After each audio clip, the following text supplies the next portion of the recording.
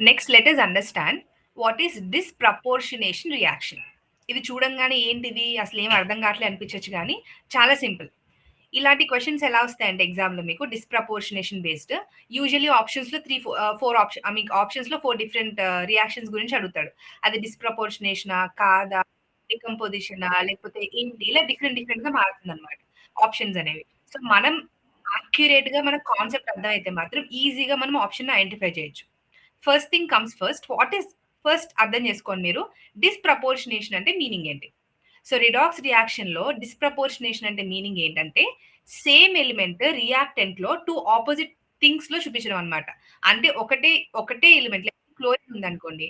అదే chlorine reactant side ఎళ్ళేసరికి ఏమవుతుందంటే, ఒకటేమో -1 అవుతుంది. ఇంకో దగ్గరేమో +1 అవుతుంది. అంటే ఒకటే ఉంది. ఒకటే ఎలిమెంట్ ఉంది. But showing 2 different opposite things in the same time.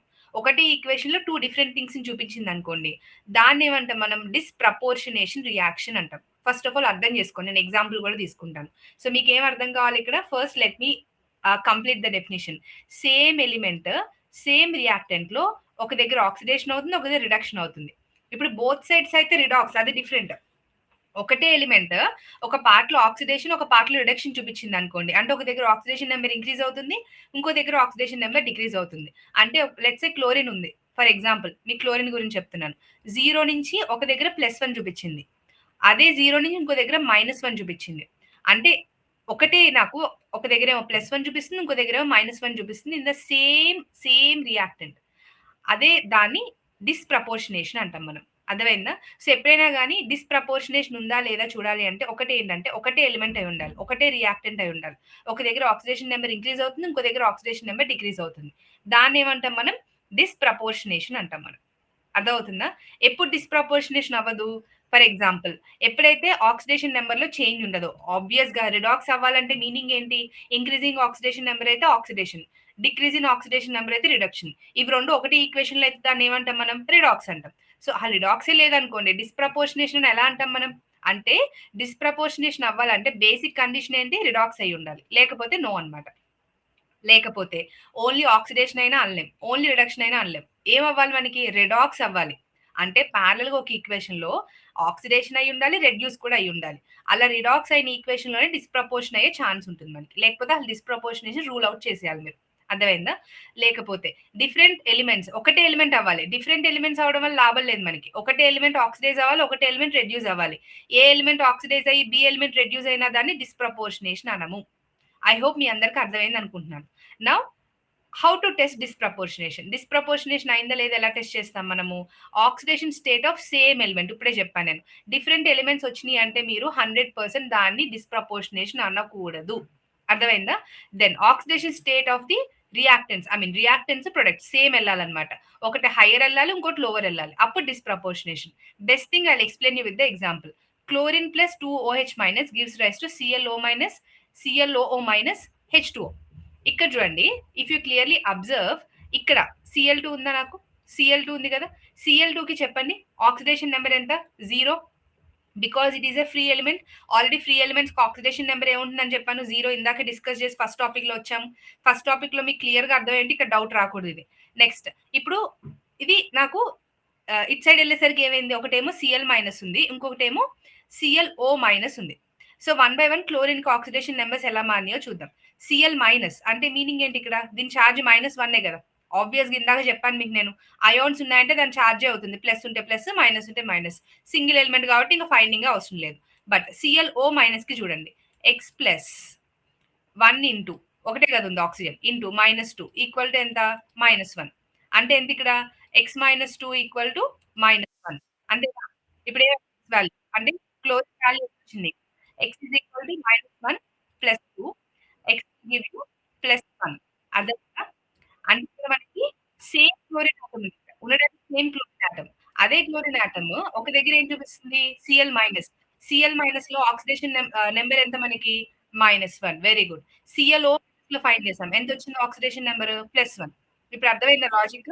Same chlorine element 2 different oxidation అంటే ఒక దగ్గర ఆక్సిడేషన్ అయింది. ఒక దగ్గర రెడ్యూస్ అయింది. ఒక దగ్గర ఇంక్రీజ్ అయింది. ఒక దగ్గర డిక్రీజ్ అయింది. ఇంక్రీజ్ అయితే +1 డిక్రీజ్ అయితే -1. ఇంక్రీజ్ ఇన్ ఆక్సిడేషన్ నంబర్ అయితే oxidation. Decrease in oxidation number అయితే రిడక్షన్. అర్థమైందా? ఇలా అయిందని డిస్‌ప్రపోర్షనేషన్ అంటాం. సింపుల్. ఏముంది ఇందులో టఫ్ అసలు మీకు? ఇప్పుడు పెరాక్సైడ్‌లో చూడండి మళ్ళీ సేమ్. ఆక్సిజన్ చూడండి పెరాక్సైడ్‌లో ఇది మీరు సాల్వ్ చేయాల్సిన అవసరం లేదు. If you are very, very aware of the topic 1.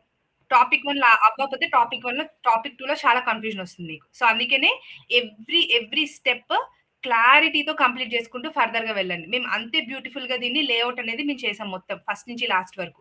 ఈ స్ట్రక్చరింగ్ లేఔట్ అనేది మీరు ఎక్కడ మిస్ అయినా గాని స్కిప్ చేసి ఇంకో టాపిక్‌కెళ్దాం, టైం లేదు, ఎక్స్‌వైజెడ్ రీజన్స్ చెప్పుకున్నారు అంటే మాత్రం మీరే ఫ్లోని మిస్ అవుతారు. మీకే కాన్సెప్ట్ క్లారిటీ పోతుంది. So, never ever Mrs the flow of the topics. Okay. Done. So, oxygen ఎంత? -1. నేను ఎందుకొచ్చిందో మళ్ళీ రిపీట్ చేయట్లేదు. టాపిక్ 1లో క్లియర్‌గా ఎక్స్‌ప్లెయిన్ చేశాను నేను. దెన్ H2Oలో ఆక్సిజన్ ఎంత అవుతుంది? -2 అవుతుంది. అవునా కాదా?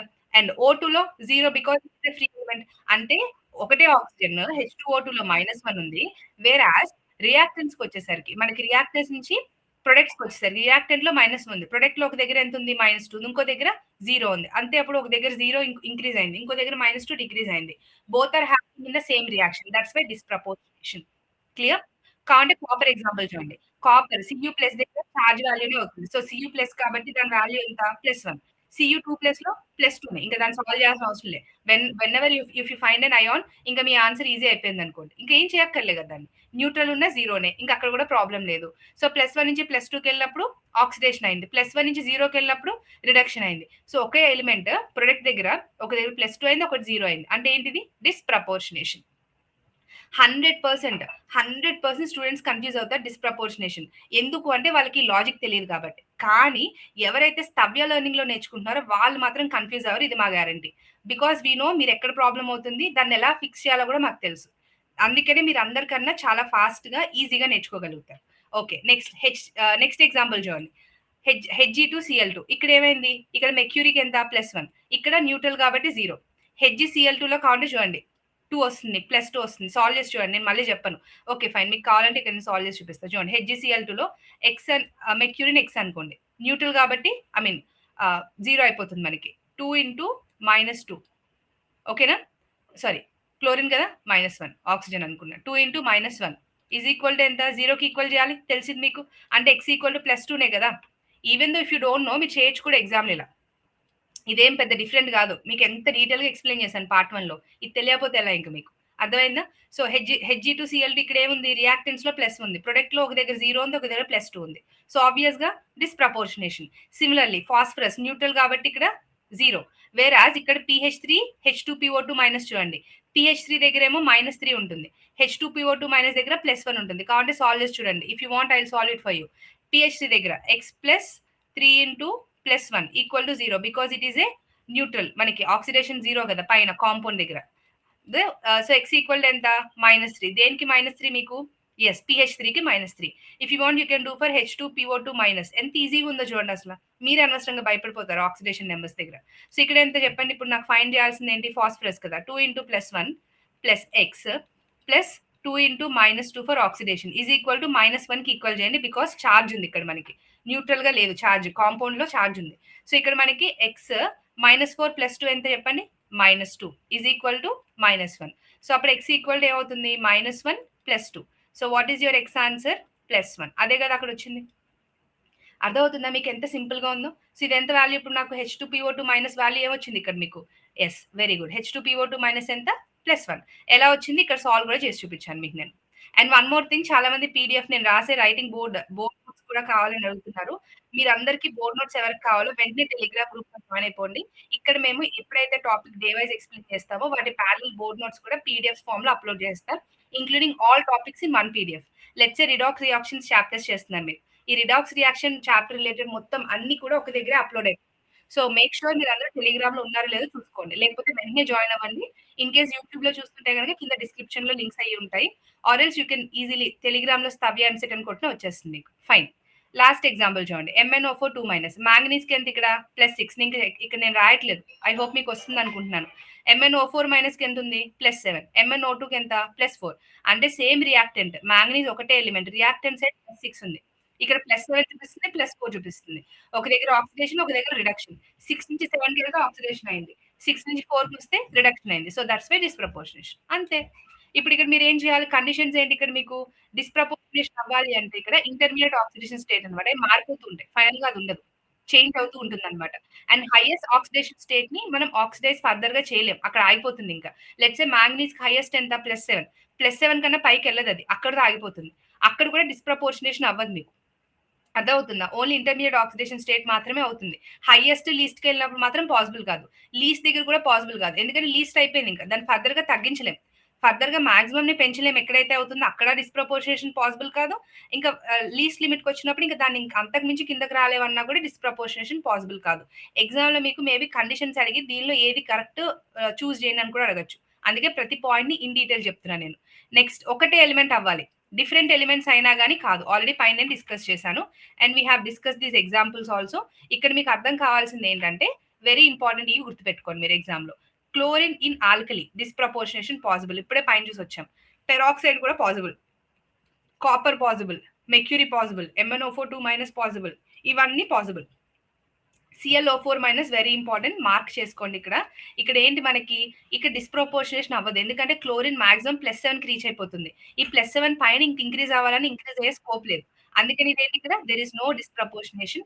ఎగ్జామ్‌లో మీకు ట్రాప్ అయ్యే పాయింట్ ఇదే. ClO4- ClO3- అయింది కాబట్టి ClO4- కూడా అయిపోతుంది అనుకుంటారు. ఇక్కడ అర్థం కాని పాయింట్ ఏంటంటే మీకు అది హైయెస్ట్ లెవెల్ రీచ్ అయిపోయింది. అది తెలియాలి. సో అందుకని ఇక్కడ పాసిబుల్ కాదు. సోడియం హైడ్రాక్సైడ్ ఉందనుకోండి. ఫాస్ఫరస్‌కి అవుతుంది, సల్ఫర్‌కి అవుతుంది. వేరస్ నైట్రోజన్ అవ్వదు. ఎందుకంటే nitrogen N triple bond N తెలుసు కదా బాండింగ్ ఎలా చేయాలో. బికాజ్ నైట్రోజన్ అటామిక్ నంబర్ ఏంటి? Nitrogen atomic number 7. 2, 5 is the electronic configuration. అంటే మోర్ ఎన్ని ఎలక్ట్రాన్స్ కావాలి టు బికమ్ స్టేబుల్? 3 ఎలక్ట్రాన్స్. అంటే నైట్రోజన్ ఔటర్ మోస్ట్ షెల్ ఎన్ని ఉన్నాయి? 1, 2, 3, 4 5 ఇక్కడ. ఇక్కడ కూడా ఎంత? 1, 2, 3, 4, 5 అర్థమవుతుందా? సో మోర్ ఎన్ని కావాలి దానికి చెప్పండి? టు బికమ్ స్టేబుల్ 3 ఎలక్ట్రాన్స్ కదా! అంటే ట్రిపుల్ బాండ్ అవుతుందన్నమాట మీకు. అర్థమవుతుందా? ఇక్కడో నైట్రోజన్, ఇక్కడో నైట్రోజన్. సో, ఉన్న ఎలక్ట్రాన్స్ చూడండి. 1, 2, 1, 2, 3 ఇక్కడ 5 వచ్చేసింది కదా! వేరే కలర్‌తో రాస్తాను చూడండి. 1, 2, 3, 1, 2. సో, ఇప్పుడు ఏం చేస్తుంది? ఇలా షేర్ చేసుకుంటుందన్నమాట. So that these nitrogens will become stable. This is how triple bond will form. ఎప్పుడు nitrogen N triple bond N దగ్గర స్టేబుల్ అయిపోతుంది కాబట్టి దానికి మల్టిపుల్ ఆక్సిడేషన్ స్టేట్స్ చూపించే స్కోప్ ఉండదు. N2 is the exception mark చేసుకోండి. ఎగ్జామ్‌లో ఖచ్చితంగా మీరు మిస్టేక్ రాసే ఛాన్స్ ఎక్కువ ఉంటుంది. So, nitrogen is stable and ClO4- అనేది హైయెస్ట్ +7కి రీచ్ అయిపోయినప్పుడు నో డిస్‌ప్రపోర్షనేషన్. Very important. ఓకేనా? దెన్ ఇక్కడ మీకు అర్థం కావాల్సిన జస్ట్ ఫ్లో ఏంటంటే ఒకటే రియాక్టెంట్. జస్ట్ డయాగ్రామాటిక్ ఫార్మ్‌లో మీకు చూపించడానికి ట్రై చేస్తున్నాను నేను. ఒకటే రియాక్టెంట్ ఆ ప్రొడక్ట్‌లో ఇంక్రీజ్ ఆర్ డిక్రీజ్ అవ్వాలి. ఇంక్రీజ్ అయితే ఆక్సిడేషన్ అయినట్టు, డిక్రీజ్ అయితే రిడక్షన్ అయినట్టు. For example chlorine. రియాక్టెంట్‌లో మనకి 0 ఉంది. ప్రొడక్ట్‌లో వచ్చినప్పుడు ఒక దగ్గర -1 చూపిస్తుంది. ఒక దగ్గర +1 చూపిస్తుంది.